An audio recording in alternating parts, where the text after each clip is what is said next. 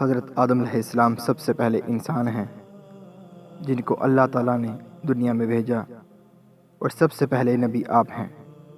آپ ہی کی اولاد ساری دنیا میں پھیلی۔ آپ کا ذکر قرآن پاک میں 19 بار آیا ہے۔ جب اللہ تعالیٰ نے دنیا کو آباد کرنے کا ارادہ کیا تو اللہ نے فرشتوں سے کہا کہ میں دنیا میں اپنا خلیفہ اور نائب بنانا چاہتا ہوں۔ فرشتوں نے کہا، اے اللہ، تو دنیا میں ایسے شخص کو نائب بنانا چاہتا ہے جو خرابیاں کرے اور خون کرتا پھرے؟ ہم تیری تعریف کرنے کے ساتھ تیری تسبیح اور پاکی بیان کرتے رہتے ہیں۔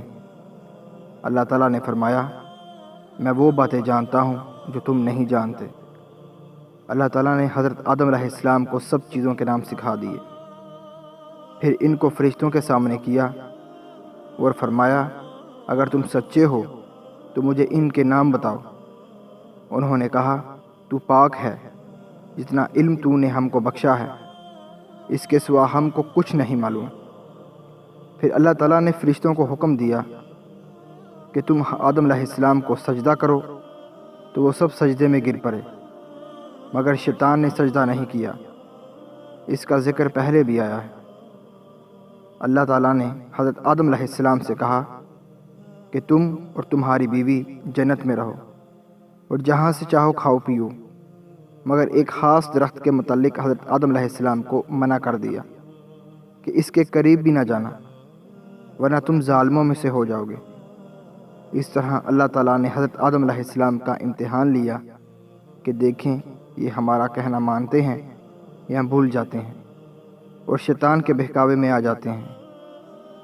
شیطان جو پہلے ہی حضرت آدم علیہ السلام سے ناراض تھا کہ ان کی وجہ سے وہ خدا تعالیٰ کے دربار سے نکلا، اور خدا تعالیٰ کی لعنت اس پر ہوئی، اور اس نے قسم کھائی تھی کہ میں حضرت آدم علیہ السلام اور اس کی اولاد کو قیامت تک بہکاتا رہوں گا کہ اللہ تعالیٰ کا کہنا نہ مانیں اور خوب برائیاں پھیلائیں۔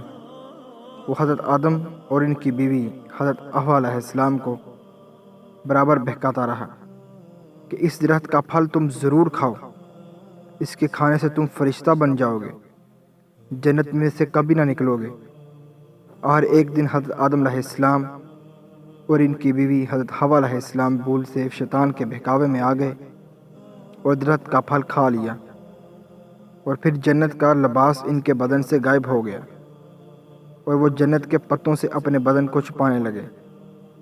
اللہ تعالیٰ نے حضرت آدم علیہ السلام سے کہا کہ ہم نے کہہ دیا تھا کہ اس درخت کے پاس بھی نہ جانا اور شیطان کے کہنے بھی نہ آنا، وہ تمہارا دشمن ہے۔ تم اس کے کہنے میں آ گئے، اب تم اور حوا جنت سے چلے جاؤ اور دنیا میں جا کر رہو۔ حضرت آدم علیہ السلام کو جنت سے نکلنے اور شیطان کے بہکاوے میں آنے کا بہت رنج ہوا، اور بہت عرصہ تک اللہ تعالیٰ سے معافی مانگتے رہے اور روتے رہے کہ اللہ تعالیٰ مجھے معاف کر دیں۔ اور اللہ تعالیٰ کو رحم آیا اور حضرت آدم علیہ السلام کو یہ دعا سکھائی کہ اے ہمارے رب، ہم نے اپنے اوپر ظلم کیا اور تو ہم پر رحم نہیں کرے گا تو ہم بڑا نقصان اٹھانے والوں میں سے ہو جائیں گے۔ تو حضرت آدم علیہ السلام نے یہ دعا بہت گر گرا کر مانگی، اور اللہ تعالیٰ تو بہت رحم کرنے والے ہیں۔ جب کوئی بندہ گناہ کر لیتا ہے اور سچے دل سے توبہ کر لیتا ہے کہ اے اللہ، یہ گناہ تو مجھ سے غلطی سے ہو گیا، آئندہ ایسا نہ کروں گا، تو وہ معاف کر دیتے ہیں۔ چنانچہ حضرت آدم علیہ السلام کو بھی اللہ تعالیٰ نے معاف کر دیا، اور پھر کہا کہ تم اور تمہاری اولاد دنیا میں رہو، اور یہ بات یاد رکھو کہ جب میری طرف سے کوئی نبی میری ہدایت لے کر تمہارے پاس آئے تو تم اس کا کہنا ماننا، جو میرے بھیجے ہوئے نبیوں کا کہنا مانے گا، اس کو پھر نہ کوئی خوف ہوگا اور نہ غم ہوگا، اور جو لوگ میرے نبیوں کی بات کو نہیں مانیں گے اور ہماری آیتوں کو جھٹلائیں گے، وہ دوزخ میں جائیں گے اور ہمیشہ اسی میں رہیں گے۔ اس کے بعد حضرت آدم علیہ السلام اور حضرت حوا علیہ السلام دنیا میں رہنے سہنے لگے، خوب جی لگا کر اللہ کی عبادت کرتے۔ ان کی بہت اولاد ہوئی اور دنیا میں سب جگہ آباد ہوتی رہی۔ حضرت آدم علیہ السلام اپنی اولاد کو یہی بات بتاتے رہے کہ تم کبھی شیطان کے بہکاوے میں نہ آنا، وہ ہمارا دشمن ہے، اور ہم کو بری باتیں کرنے کے لیے بہکاتا رہتا ہے۔ ہمیشہ اللہ کی عبادت کرنا، سچ بولنا، کسی پر ظلم نہ کرنا، ایک دوسرے کی نیک کاموں میں مدد کرتے رہنا۔